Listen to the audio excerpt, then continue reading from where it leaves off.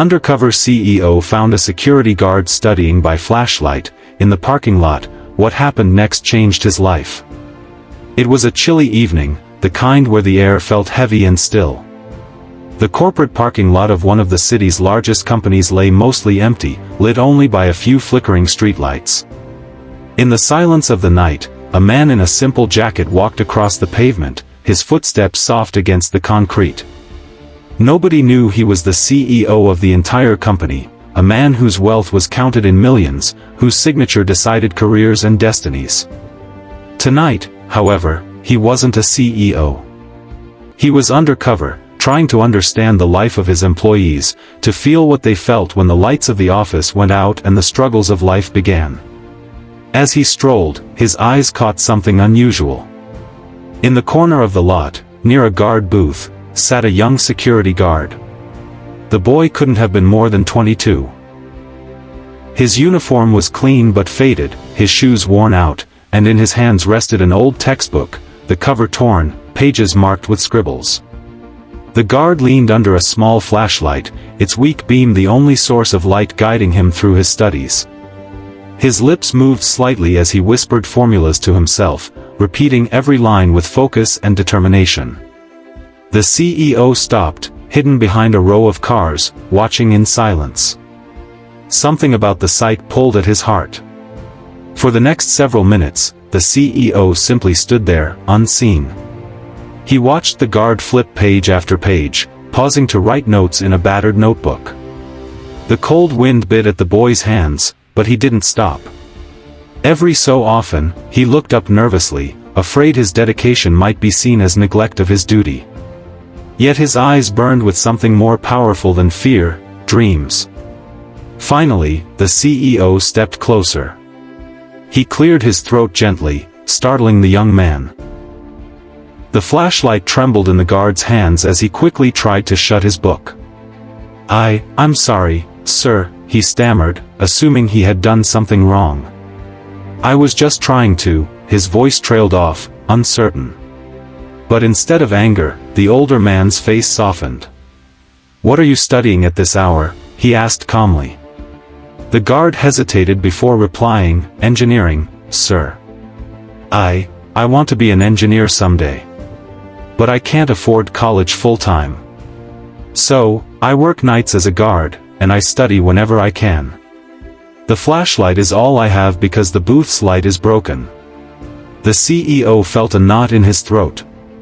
Here was a young man sacrificing sleep, comfort, and even dignity for a dream he refused to let die. He asked gently, why engineering? The boy's eyes lit up despite his exhaustion. Because I want to build. My father was a construction worker who dreamed of creating buildings he could be proud of, but he died too young. I want to finish what he started, for him, and for myself. I don't want to spend my life only guarding other people's dreams, I want to create my own. The CEO stayed quiet for a moment, overwhelmed by the honesty and fire in the boy's words. He nodded and said, keep studying. Don't let anyone tell you your dream is too big. With that, he walked away, leaving the boy puzzled but strangely encouraged. The next night, the CEO returned, again undercover. He found the boy in the same spot, again bent over his textbook. This time, the CEO brought 2 cups of hot coffee and set one down beside him. The guard looked up in shock but then smiled, whispering a thank you. Over the following weeks, the CEO kept returning quietly, talking to the guard, learning about his life. He discovered that the boy lived in a tiny rented room, sent half his salary back to support his widowed mother, and barely ate 2 meals a day just so he could buy second-hand textbooks. He was living on sacrifice, but never on self-pity. The more the CEO listened, the more he realized how blind he had been to the struggles of the very people who protected his company. He had built skyscrapers and signed million-dollar deals, but he had forgotten the dreams that existed at the ground level.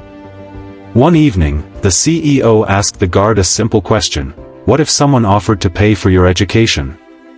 Would you take it? The guard froze. His voice cracked when he replied, "Sir, that would be everything."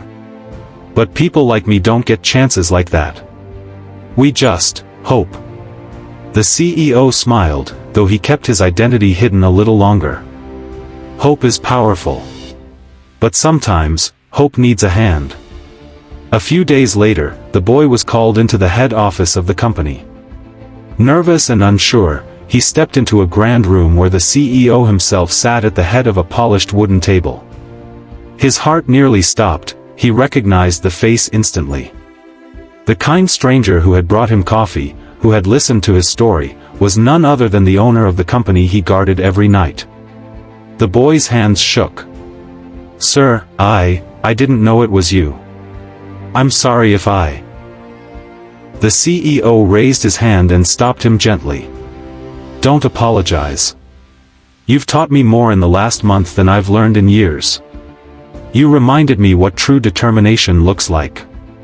Then, in front of everyone, the CEO slid an envelope across the table.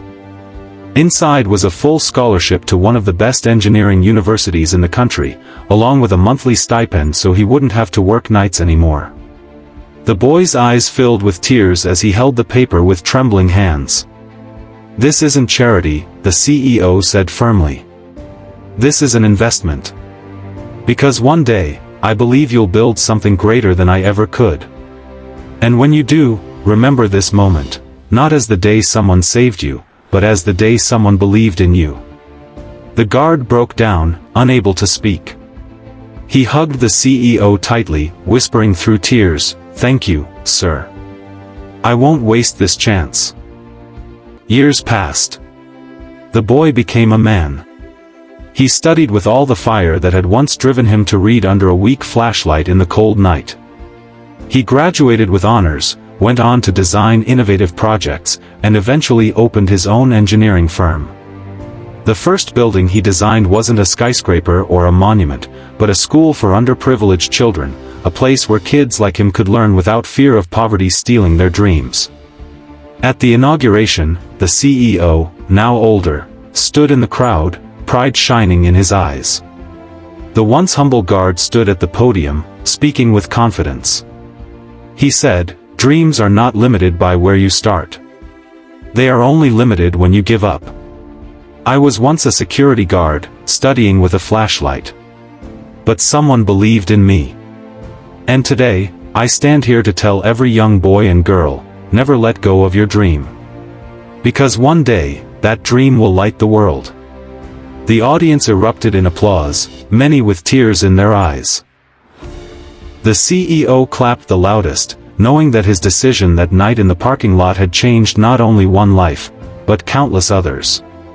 And as the sun set behind the new school, its golden rays illuminated a simple truth: greatness doesn't come from wealth or titles. It comes from lifting others, from believing in the unseen potential hidden in the shadows. Sparkle's final message. This story leaves us with a powerful lesson. Sometimes, the greatest success is not in what we achieve for ourselves, but in how we change someone else's destiny by believing in them.